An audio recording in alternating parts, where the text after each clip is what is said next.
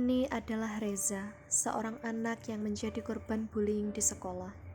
Setiap hari ia menghadapi ejekan dan perlakuan tidak adil. Bagi Adit dan Iqbal, mungkin itu sekedar candaan, sekedar tawa sesaat yang mereka anggap tidak berarti. Reza memilih diam, tetapi luka di hatinya semakin dalam, hingga kepercayaan diri dan senyumnya perlahan hilang. Reza telah hilang harapan dan hanya bisa bertahan.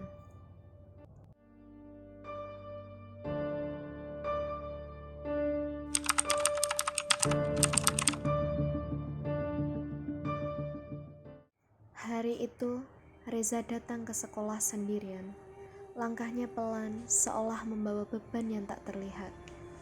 Ia duduk termenung di depan sekolah, memandangi teman-temannya dari jauh. Tak ada yang menyapa, tak ada yang mendekat.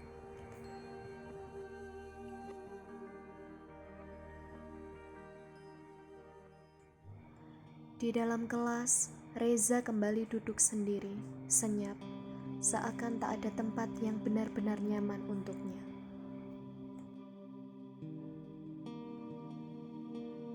Ini adalah Adit dan Iqbal, dua teman satu kelas yang sering mendekati Reza, bukan untuk bermain, tapi untuk membuli. Di dalam kelas, mereka datang dengan ejekan dan dorongan. Tawa mereka terdengar keras, sementara Reza hanya bisa diam. Setiap perlakuan itu membuat Reza semakin terpojok, semakin merasa sendirian di tempat yang seharusnya membuatnya aman. Adit dan Iqbal mungkin menganggapnya hanya candaan, tapi bagi Reza, itu adalah luka yang terus bertambah. Reza telah kehilangan semangatnya. Setelah hari yang berat di sekolah, Reza masuk ke dalam rumah dengan wajah tertunduk dan langkahnya lesu. Begitu masuk, suasana rumah terasa sunyi, seolah menjadi tempat ia menyimpan semua luka yang tak terlihat. Di dalam kamar, Reza melepas tasnya perlahan, menyembunyikan rasa sedih dan kesal yang ia bawa dari kelas, dari ejekan Adit dan Iqbal yang terus teringat. Di balik pintu yang tertutup, Reza hanya berharap besok tidak akan seberat hari ini. Di rumah, Reza seharusnya merasa aman, tapi hari-hari penuh bullying membuatnya hanya ingin diam. Kadang ia bertanya dalam hati, kenapa harus aku? Reza ingin bercerita, ingin didengar, tapi ia belum tahu bagaimana harus memulai. Yang dia tahu, dia tidak ingin terus merasa sendiri.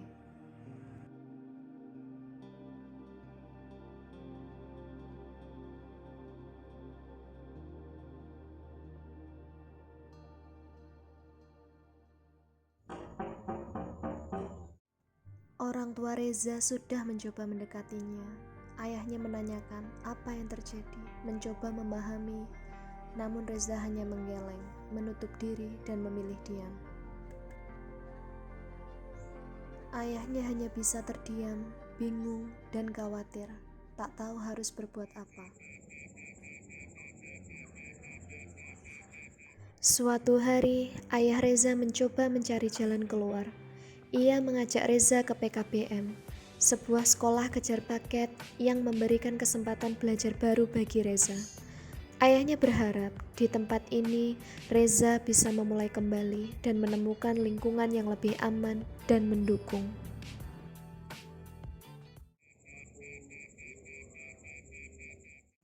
Di hari pertama, Reza merasa malu dan canggung.